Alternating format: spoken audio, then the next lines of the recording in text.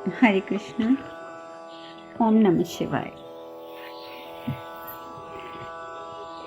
कल हम कथा में बात कर रहे थे कि किस प्रकार से शिव की धुन बजने से सती नृत्य में एकदम गुम हो जाती है और भगवान शिव भी आ जाते हैं और भगवान शिव भी उनके साथ नृत्य करते हैं और दक्ष के आने पर भगवान शिव चले जाते हैं और सती गिर जाती हैं।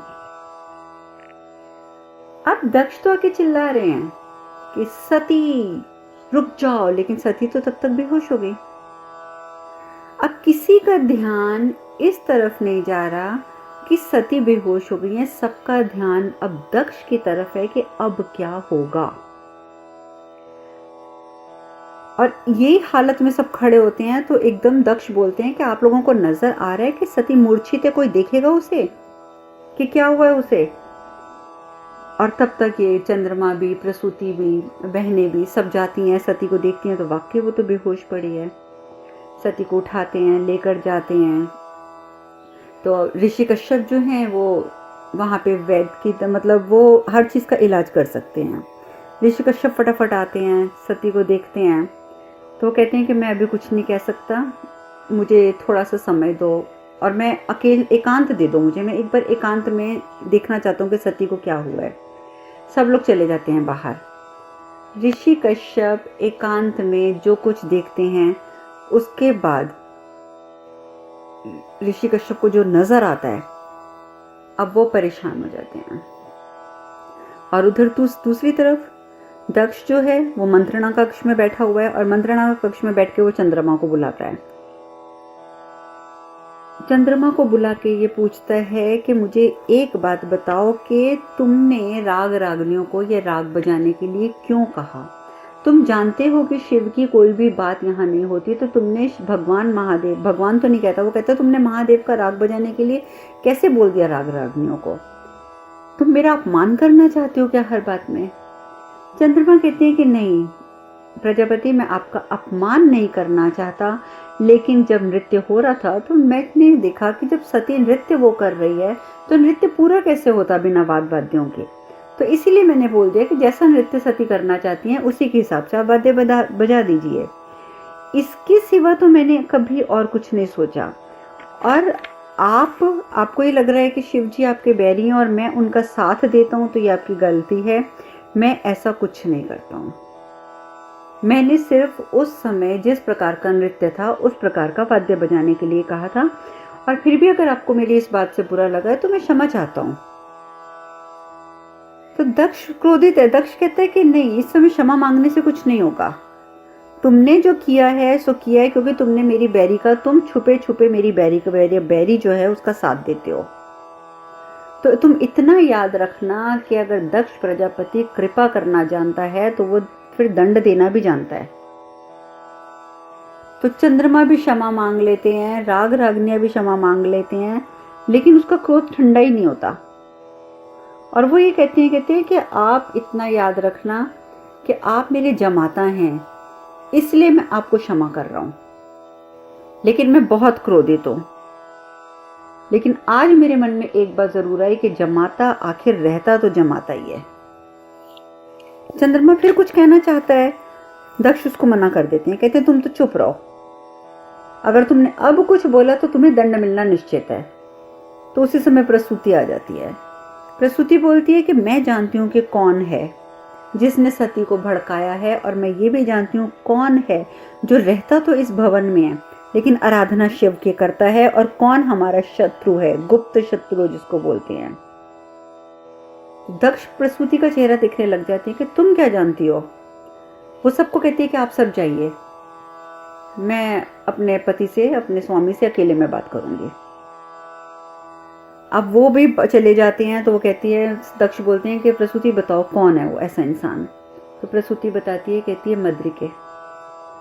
पूरे महल में एक मद्रिके है जो यहाँ रहते हुए भी शिव की आराधना करती है, जो शिव की पूजा करती है, और वही हमारी गुप्त शत्रु है। अब तो दक्ष का जो गुस्सा होता है वो सीमा पार कर जाता है। वो चिल्लाता है, कहता है बुलाओ मद्रिकों को भी। लेकिन उतनी देर में एक दासी दौड़ी दौड़ी आती है, कहती है कि आप जल्दी चलिए प्रजापति, आपको ऋषि कश्यप ने तुरंत बुलाया है। तो खैर वो बात वहीं ख़त्म रह जाती है और ये लोग जाते हैं, प्रसूति भी, चंद्रमा भी, सब जाते हैं भागते हुए कि ऋषि कश्यप ने बुलाया है। तो जाके बोलते हैं, कहते हैं क्या हुआ ऋषि कश्यप, अभी तक इसकी मूर्छा टूटी नहीं? तो वो कहते हैं कि नहीं, इसकी मूर्छा टूट ही नहीं सकती है। वो कहते हैं मूर्छा टूट नहीं सकती है, इसका क्या मतलब हुआ? वो कहते हैं क्योंकि इसका इलाज असंभव है। ऋषि कश्यप कह रहे हैं कि सती का इलाज जो है वो असंभव है। अब बड़ी उनको चिंता हो जाती है, कहती हैं कि असंभव है, असंभव का क्या मतलब है? क्योंकि सती जब तक स्वस्थ नहीं हो सकती, ये बात आप कैसे कह सकते हैं? आप तो यहाँ के सबसे बड़े वैद्य हैं, और अगर आप ही कहेंगे कि ये सती ठीक नहीं हो सकती, ये असंभव है, तो फिर ये कैसे होगा? अब जो ऋषि कश्यप हैं वो चुप होकर बैठ जाते हैं। वो कहते हैं कि कब तक स्वस्थ होगी, मुझे आप ये बताइए। कश्यप कहते हैं कि नहीं, मुझे नहीं लगता कि अब ये बात संभव होगी। तो प्रसूति बोलती है, ऐसा कौन सा रोग लग गया इसको जो असंभव असंभव आप बार बार कर रहे हैं? तो ऋषि कश्यप कहते हैं कि देखिए प्रजापति, रोग तो साधारण है, कोई अन्य कन्या होती ना तो वो उसी समय स्वस्थ हो जाती, लेकिन सती है ये, और सती का स्वस्थ हो पाना कठिन ही नहीं असंभव है। तो वो कहते हैं कि पहेलियां मत बुझाओ। दक्ष कहता है पहेलियां मत बुझाओ, साफ साफ बताओ कि है क्या, क्या है इसे प्रॉब्लम, क्यों ये स्वस्थ नहीं हो सकती, क्यों आपके मन में ये बात बार बार आ रही है? तो ऋषि कश्यप कहते हैं कि देखिए प्रजापति, मैंने अपनी ध्यान शक्ति से जो देखा है वो ये देखा है कि जिस समय सती नृत्य कर रही थी तो महादेव ने भी नृत्य शुरू कर दिया था, और महादेव और सती दोनों नृत्य में इतना डूब गए थे कि दोनों समाधि की अवस्था में पहुंच गए थे। लेकिन हुआ ये कि आपके आगमन से जो शिव थे वो तो वापस कैलाश चले गए, लेकिन सती जो थी वो समाधि की स्थिति में रह गई थी, और वो समाधि की स्थिति में शिव के एकदम जाते ही वो मूर्छित होकर गिर गई। और ये इस तरीके से मूर्छित हुई है कि ये समाधि में है, और इसको योग निद्रा कहते हैं। और इसकी योग निद्रा कब चिर निद्रा में बदल जाएगी मैं कुछ नहीं कह सकता। और सती के ठीक होने का अगर एकमात्र कोई उपाय मुझे दिखता है तो वो ये है कि भगवान शिव को बुलाया जाए, और भगवान शिव अगर अपने हाथ से इसके माथे पे हाथ रखेंगे, इसे स्पर्श करेंगे, तब तो ये योग निद्रा से बाहर आ सकती है। अन्यथा ये योग निद्रा चिर निद्रा में बदल जाएगी, फिर ये एक मृत शरीर के समान आपके सामने पड़ी रहेगी, और कोई निश्चित समय नहीं होगा कि इसकी ये निद्रा कब टूटेगी। और इसीलिए मैं कह रहा हूँ कि ये असंभव है, असंभव। अगर ये साधारण कन्या होती तो ये ठीक हो जाती है, लेकिन ये दक्ष प्रजापति की पुत्री है, इसका ठीक होना बहुत मुश्किल है, क्योंकि जब तक महादेव स्पर्श नहीं करेंगे तब तक ये योग निद्रा से बाहर नहीं आएगी। और सबसे बड़ी बात यह है कि कल सूर्यास्त तक का समय है। अगर कल सूर्य के डूबने से पहले पहले महादेव ना आए, उन्होंने इसको स्पर्श ना किया, तो इसकी निद्रा से इसे कोई नहीं जगा सकता, कोई भी नहीं, क्योंकि उसके बाद कोई सीमा निश्चित नहीं होगी कि ये कब मृत्यु से, इस मृत्यु के समान इस योग निद्रा से जागेगी। और आप जिस तरीके से ये पड़े हुए देख रहे हैं ना सती को, ये ऐसे ही पड़ी रहेगी, इसका शरीर एक मृत शरीर के समान रहेगा। आप सुन रहे हैं प्रजापति, सुन रहे हैं? गुस्से से बोलते हैं कश्यप, और कहते हैं कि मैं आपको बोल रहा हूं कि एक आप ही हैं जो इस बात को रोक सकते हैं। अपनी पुत्री के लिए आप महादेव को सासम्मान बुला लीजिए। देखिए समय कम है, इसलिए मैं बार बार कह रहा हूं कि निर्णय लीजिए, उत्तर दीजिए, क्योंकि इसके सिवा और कोई विकल्प नहीं है। आपसे मुझे निर्णय की उम्मीद है कि आप इस पक्ष में निर्णय लेंगे कि सती के लिए महादेव को यहाँ बुलाया जाए। जैसे ही ऋषि कश्यप ये बात बोलते हैं तो प्रसूति एकदम गुस्से से बोल पड़ती है, बस ऋषि कश्यप बस, आप भूल रहे हैं कि आप किससे बात कर रहे हैं? आप ब्रह्मा पुत्र दक्ष प्रजापति से बात कर रहे हैं। वो ब्रह्मा जी के पुत्र हैं, उनमें शक्तियों की कमी नहीं है, और आप जानते हैं कि वो शिव के विरुद्ध हैं, और आप बार बार महादेव का नाम लेकर आप मेरे पति का अपमान कर रहे हैं। कश्यप बोलता है मैं अपमान नहीं कर रहा हूं, जो सत्य है वो बोल रहा हूं। प्रसूति आगे से बोल पड़ती है कि इस भवन में शिव का नाम लेना भी वर्जित है, बिल्कुल वर्जित है। और इतना मैं जानती हूँ कि मेरे पति हैं, मेरे स्वामी हैं, वो प्रजापति हैं, वो कुछ न कुछ ऐसा अवश्य करेंगे कि सती ठीक हो जाएगी। हमें महादेव को बुलाने की आवश्यकता कदापि नहीं है। लेकिन ऋषि कश्यप होते हैं, फिर देखते हैं दक्ष की तरफ और फिर कहते हैं कि दक्ष प्रजापति, आप अभी भी सुन रहे हैं मेरी बात? मैं आपको फिर कह रहा हूँ कि कोई विकल्प नहीं है और समय भी कम है। दक्ष कहते हैं, क्यों, आपको क्या लगता है कि सिर्फ एक यही उपाय है? और भी बहुत उपाय हैं। और ये कह के दक्ष प्रजापति अपने हाथ में जल लेते हैं और जल लेकर कहते हैं, संकल्प लेते हैं, कहते हैं मैं ब्रह्मपुत्र दक्ष ये संकल्प करता हूँ कि शिव के सिवाय कोई भी मेरी पुत्री को ठीक करेगा, मैं उसे अपनी आधी शक्तियाँ दे दूंगा और अपने आधे अधिकार दे दूंगा। और अगर कोई उसे स्वस्थ नहीं कर सका, वो स्वस्थ नहीं हो पाई, तो मैं अपनी पुत्री को चिर योग निद्रा में जाते हुए देख लूंगा, लेकिन शिव को कभी नहीं बुलाऊंगा, नहीं, कभी नहीं, कदापि नहीं। और ये कह के वो जल छोड़ देते हैं। और आप लोग समझते हैं कि हाथ में जल लेकर संकल्प करने का मतलब है कि वो बात अब हम पूरी करेंगे। कश्यप ऋषि को बहुत बुरा लगता है। कश्यप ऋषि कहते हैं कि जैसी आपकी इच्छा, पुत्री भी आपकी, अहंकार भी आपका। और ये कह के वो बाहर निकल जाते हैं। अब उनके कक्ष से बाहर निकलकर वो जल्दी जल्दी जा रहे होते हैं तो सामने उनको मद्रिके नजर आ जाती है। और मद्रिके जैसे कश्यप ऋषि को दिखती है तो उनके पैरों में गिर जाती है, कहती है कि आप मेरी पुत्री को बचा लीजिए, सती मेरी पुत्री के बराबर है, आप मेरी पुत्री को बुला लीजिए। कश्यप ऋषि कहते हैं कि मैं दक्ष को बता चुका हूँ कि जब तक महादेव का स्पर्श उसे प्राप्त नहीं होगा वो नहीं ठीक होगी। लेकिन प्रजापति को अपना अहंकार अपनी पुत्री से ज्यादा प्रिय है, तो तुम मुझे बताओ मद्रिके मैं क्या कर सकता हूँ। मद्रिके कहती है कि सती ने उसको बताया था कि महादेव किन्हीं कारणों से सती से दूर रहना चाहते हैं। तो ऋषि कश्यप आप समझिए कि इस तरीके से भगवान शिव खुद तो आएंगे नहीं सती को ठीक करने के लिए, उन्हें बुलाना पड़ेगा। और मैं इतना जानती हूँ कि भगवान को बुलाने की क्षमता, महादेव को बुलाने की क्षमता आप सप्त ऋषियों में भी है। महामंडल की बैठक में भी आपके निमंत्रण पर वो आए थे, और अब भी अगर आप उन्हें बुलाएंगे तो वो सती के लिए जरूर जरूर जरूर आएंगे। अब वो कहते हैं कि बे ऋषि कश्यप कहते हैं कि तुम मुझे बताओ मद्रिके मैं क्या करूं, मैं तो दक्ष को समझा कर ही आ रहा हूं। अब तो हर बात मेरे भी दिमाग से हट रही है कि मुझे समझ ही नहीं पा रहा मैं कि मैं अकेला, ठीक है मैं सबके इलाज कर लेता हूँ, लेकिन मैं इसका इलाज कैसे करूँ, ये मेरे बस के बाहर हो गया है। लेकिन मद्रिके बोलती है कि नहीं, आपको उनको बुला के लाना होगा, आप जाइए और आप शिव को बुला के लाइए, अन्यथा ये प्रेम कथा आरंभ होने से पहले ही समाप्त हो जाएगी। और मैं इतना जानती हूँ कि अगर आप भगवान शिव के पास जाएंगे तो वो ज़रूर आएंगे, और आप भगवान शिव को ले आएंगे तो ये गणिका, वो अपने आप को खुद कह रही है कि ये गणिका आजीवन आपकी आभारी रहेगी। जब इस तरीके की बात कहती है तो ऋषि कश्यप कहते हैं कि मैं तो व्यर्थ ही प्रजापति से इतनी बहस कर रहा था, तुमने मुझे मार्ग दिखा दिया मद्रिके, तुमने मुझे मार्ग दिखाया है, इसके लिए मैं तुम्हारा धन्यवाद करता हूँ। और मैं तुमसे वादा करता हूँ कि मैं अभी कैलाश जाऊंगा और शिव को यहाँ लेकर आऊंगा। लेकिन मैं एक बात और कहना चाहता हूँ मद्रिके कि आज ये ऋषि कश्यप एक गणिका का आभारी हो गया, क्योंकि तुम्हारे हृदय में जो मैंने प्रेम देखा है सती के लिए, वो तो मैंने प्रसूति के हृदय में भी नहीं देखा। तो आज मैं तुम्हें कहता हूँ कि आज मैं तुम्हारा आभारी हो गया, मैं ऋषि होते हुए भी एक गणिका का आभारी हो गया। और ये कह के वो चल पड़ते हैं।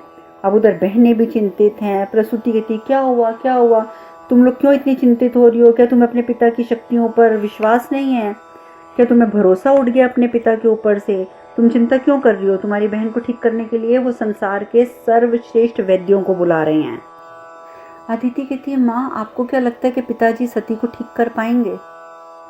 तो प्रसूति कहती है निसंदेह, तुम्हारे पिता को ब्रह्मदेव ने प्रजापति की उपाधि दी है, वो पूरी सृष्टि का संचालन करते हैं, तो क्या अपनी पुत्री को ठीक नहीं कर सकते। पर मुझे एक बात समझ नहीं आ रही कि पता नहीं क्यों जो तुम्हारे पति हैं ऋषि कश्यप, उन्हें दक्ष से ज्यादा भगवान शिव पर भरोसा है। ये बात मैं समझ नहीं पा रही हूँ।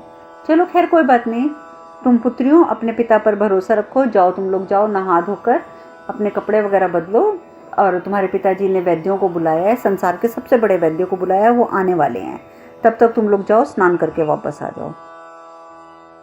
जैसे ही पुत्रियां जाती हैं, अदिति बाहर निकलती है तो वो क्या देखती है कि ऋषि कश्यप बहुत तेजी से चलते हुए कहीं जा रहे हैं। तो वो कहती है कि स्वामी आप कहाँ जा रहे हैं, आप जानते हैं कि सती का क्या हाल है, तो सती को ऐसी दशा में छोड़कर आप कहाँ जा रहे हैं। तो कश्यप बोलते हैं अदिति मेरे पैरों में ना अहंकार की रस्सी नहीं पड़ी हुई है, मैं अहंकार की रस्सी से बंधा हुआ नहीं हूँ, मैं महादेव को लाने जा रहा हूँ। और तुम हो और तुम्हारे पिताजी हैं जो इस अवस्था में भी देखकर सती को और महादेव को बुलाने की चेष्टा नहीं कर रहे हैं, लेकिन मुझ में कोई अहंकार नहीं है और ना ही मेरे महादेव में अहंकार है। मैं इतना जानता हूं कि मैं उन्हें बुलाने जाऊंगा तो वो मेरे बुलाने से आएंगे भी, और ये भी सत्य है कि सिर्फ और सिर्फ महादेव ही सती को इस अवस्था से निकाल सकते हैं। मैं अपने ध्यान में सब देख चुका हूँ। तो अदिति कहती है अच्छा, तो ये बात तो आपके शिव भी जानते होंगे कि सती इस तरह योग निद्रा में चली गई है, तो फिर अभी तक वो आए क्यों नहीं सती को बचाने के लिए। तो कश्यप कहता है कि देखो शिव जो है त्रिकालदर्शी हैं, उन्हें अपना भूत भविष्य वर्तमान अपना क्या सारी दुनिया का पता है, उन्हें सब ज्ञात है। अदिति कहती है तो यही तो मैं पूछ रही हूँ ना कि अगर उन्हें सब ज्ञात होता है तो अभी तक आए क्यों नहीं है, बचाने क्यों नहीं आए सती को। पर मैं जानती हूँ कैसे आएंगे वो, क्योंकि वो तो पिताजी की राह देख रहे होंगे ना कि मेरे पिताजी जाएंगे, उनके सामने झुकेंगे, गिड़गिड़ाएंगे, कि सम्मान पूर्वक लेके आएंगे कि चलिए प्रभु, चलिए शिव, आप चलिए मेरी पुत्री को ठीक कीजिए। और जब वो सती को ठीक कर देंगे तो वो क्या, आपको क्या लगता है कि उनका स्थान मेरे पिता जो हैं दक्ष प्रजापति के, उनके स्थान से बड़ा हो जाएगा। यही तो शिव का षड्यंत्र है। अब ये अदिति भी वही भाषा बोलती है कि यही तो शिव का षड्यंत्र है। बसंत उत्सव में वो सिर्फ और सिर्फ सती को योग निद्रा में पहुंचाने आए थे और योग निद्रा में पहुंचाकर वो चले गए। ऋषि कश्यप कहते हैं कि अदिति, माना कि पिता का प्रेम जो होता है ना वो अंधा बना देता है, पर आप मेरी पत्नी भी हैं, इसलिए मैं आपको कहता हूँ कि आप ये ना भूलें कि भगवान शिव जो हैं वो जगत पिता हैं, और मैं आपसे ये अपेक्षा करता हूँ कि कम से कम आप उनका अपमान नहीं करेंगी। अदिति कहती है कि आप निरर्थक प्रयास करने जा रहे हैं। आपको लग रहा है कि शिव आपके बुलावे पे आ जाएंगे, तो जाइए, आप जाके देख लीजिए, वो नहीं आएंगे। वो तब तक नहीं आएंगे जब तक पिताजी उन्हें बुलाने नहीं जाएंगे। और ये आप बहुत बड़ी गलती कर रहे हैं कि आप मेरे पिताजी के मना करने के बाद भी शिव को बुलाने जा रहे हैं। पर मैं आपको एक बात बता देती हूँ कि मेरे पिता किसी चीज़ में कम नहीं हैं, और वो संसार के सबसे बड़े वैद्यों को बुला रहे हैं, और आप देख लेना ये वैद्य हमारी बहन को ठीक कर देंगे। मुझे अपने पिता पर विश्वास है, आपको शिव पर विश्वास है, देखते हैं किसका विश्वास जीतता है। कश्यप ऋषि भी सर हिला देते हैं, कुछ नहीं कहते, सर हिलाते हैं और वहां से चले जाते हैं, क्योंकि वो ध्यान में देख चुके हैं कि सती के ठीक होने का एकमात्र उपाय ही सिर्फ ये है कि भगवान शिव आए और अपना स्पर्श उन्हें दें, अपना हाथ उनके माथे पर रखें, तो वो स्वस्थ हो जाएंगी, योग निद्रा से बाहर आ जाएंगे। कश्यप ऋषि फटाफट जल्दी जल्दी चलते हुए ऋषि दधीची के पास जाते हैं। दधीची के साथ वो कैलाश पहुंचते हैं, जाके बोलते हैं कि भी मुझे डर भी लग रहा है। तो दधीची ऋषि बोलती हैं किस बात का डर लग रहा है। कश्यप ऋषि बोलते हैं मैं ये सोच रहा हूँ कि पहले भी तो मेरे बुलाने पर वो दक्ष प्रजापति की सभा में गए थे और अपमानित हुए थे, और आज मैं फिर बुलाने आ रहा हूँ, तो मुझे डर है कि इस बार शिव शायद मेरा कहना नहीं मानेंगे, महादेव मेरे कहने पर नहीं जाएंगे। वो कहते हैं, ऋषि दधीची कहते हैं ये कैलाश है, कैलाश, ये दक्ष का बनाया हुआ राज्य नहीं है, ये कैलाश है, यहाँ मान अपमान कुछ नहीं है, आप चिंता मत कीजिए, आप निश्चिंत होकर चलिए। आप जाकर सती के बारे में जैसे ही बताएंगे भगवान शिव को, वो चलेंगे। तो ऋषि दधीची की बात सुनकर कश्यप ऋषि कहते हैं कि मैं चलूंगा तो सही, लेकिन ये देखिए ना कि हमें यहाँ पहुँचते पहुँचते दोपहर हो गई है और सूर्यास्त होने में थोड़ा ही समय रह गया, और अगर सूर्यास्त हो गया तो उसके बाद जो है सती को ठीक करना असंभव हो जाएगा। दधीची ऋषि बोलते हैं कि भगवान शिव के लिए सती के पास पहुंचना एक क्षण का काम है, इसलिए आप चिंतित मत होइए।